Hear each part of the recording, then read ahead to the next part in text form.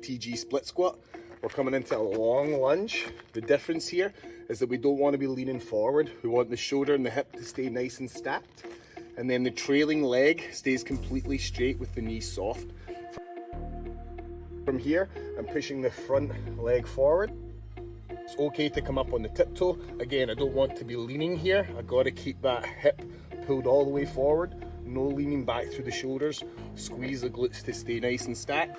From the rear, again, we want to see nice level hips, shoulders and hips stacked, and that trailing leg straight. As we push forward into the bottom position, these should be represented once again.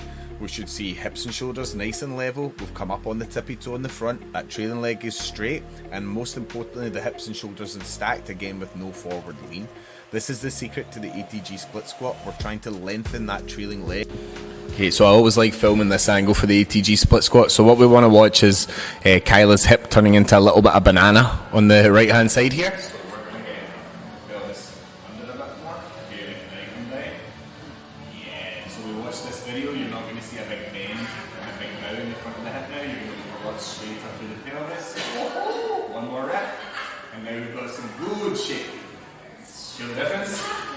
Right, so that's just that.